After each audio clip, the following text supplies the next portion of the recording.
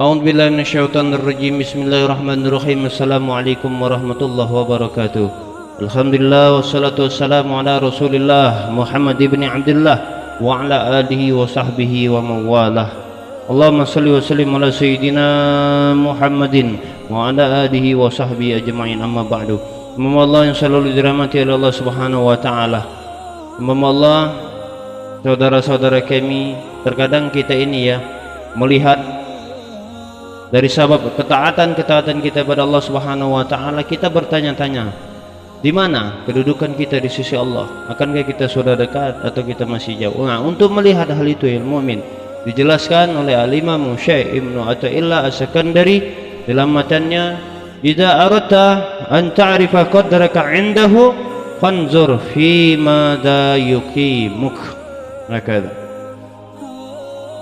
kata Al-Imam Syekh Ibnu Athaillah Sakandari, bila kamu ingin tahu di manakah kedudukanmu di sisi Allah Subhanahu wa taala, maka lihatlah di bagian apa Allah Subhanahu wa taala, di bagian apa Allah Subhanahu wa taala ada di hatimu, atau kita tempatkan Allah Subhanahu wa taala itu di mana di hati kita.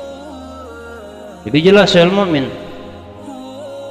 bahwasanya kalau kita ingin melihat, kalau Allah Subhanahu wa taala kita tempatkan di bagian ujung di hati kita, kita tidak pedulikan dengan yang namanya Allah Subhanahu wa taala, maka di sanalah atau di sanalah kedudukan kita di sisi Allah Subhanahu wa taala. Tetapi di saat kita memprioritaskan di dalam kehidupan kita, semua di seluruh unsur kehidupan kita libatkan, dia adalah Allah Subhanahu wa taala yang menciptakan, maka di sanalah kalau kita hendak melihat kedudukan kita di sisi Allah Subhanahu wa taala, semakin kita berasa di hati kita saat teramat dekatnya Allah Subhanahu wa taala, maka sebegitu jugalah kadar bagaimana dekatnya kita di sisi Allah Subhanahu wa taala, atau kedudukan Allah Subhanahu wa taala, kedudukan kita ini di sisi Allah Subhanahu wa taala.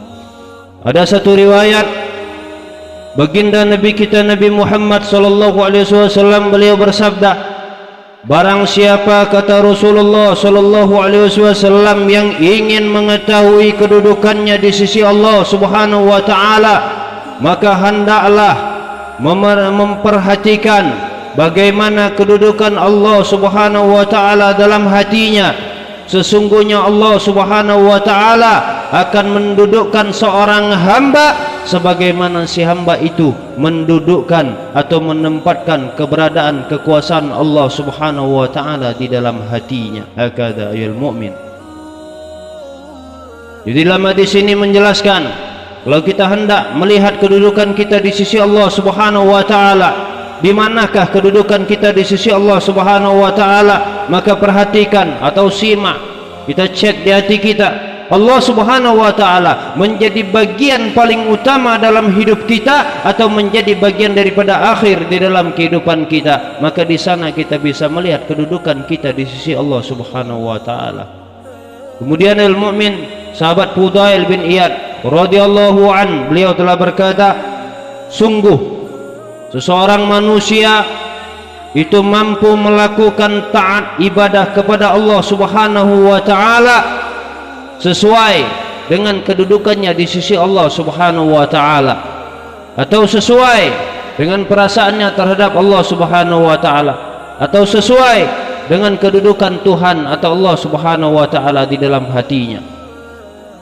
Sahabat Fudail bin Iyad menjelaskan, jadi semakin beliau manusia itu bersungguh-sungguh bermujahadah untuk melakukan ketaatan kepada Allah Subhanahu wa taala dengan kesungguh-sungguhannya, maka seseorang itu mampu, kata sahabat Fudail bin Iyad, untuk melihat kedudukannya di sisi Allah Subhanahu wa taala.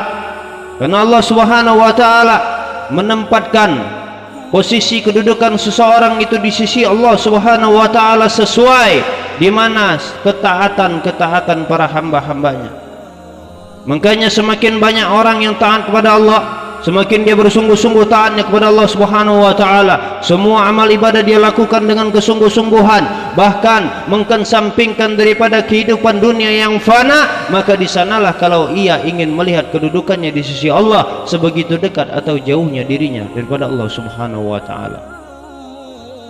Wahab bin Munabih radhiyallahu an, beliau juga pernah berkata bahwasanya beliau pernah membaca kitab Allah Subhanahu wa taala yang bunyinya, ya bani Adam ati'ni fima amartuka wa la tu'allimni bima yuslihuka.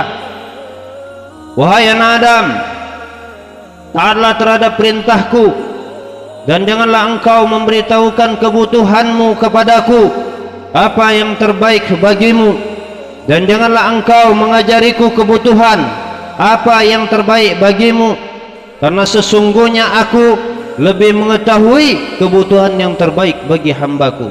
Hakada. Kemudian dalam firman-Nya, lanjutan daripada firman-Nya, aku memuliakan, kata Allah, siapa saja yang patuh terhadap perintahku, dan aku menghina siapa saja yang meremehkan perintahku. Aku tidak akan memperdulikan kepentingan hambaku selama hambaku tidak memperhatikan yang menjadi haknya atau kewajibannya yang telah diperintahkan oleh Allah Subhanahu wa taala. Nakada.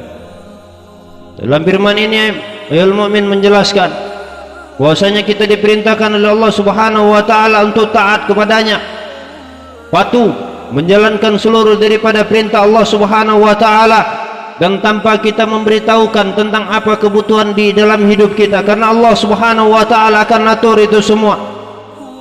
Jangan kita ajari, maksudnya jangan kita ajari Allah Subhanahu wa taala, jangan kita sebut sesuai dengan permintaan kita, karena Allah Subhanahu wa taala lebih mengetahui apa yang terbaik untuk hambanya.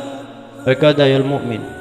Jadi ya mukmin yang selalu dirahmati oleh Allah Subhanahu wa taala, untuk melihat kedudukan kita di sisi Allah Subhanahu wa taala sesuai dari mana Allah Subhanahu wa taala kita letakkan atau kita tempatkan di dalam hati kita.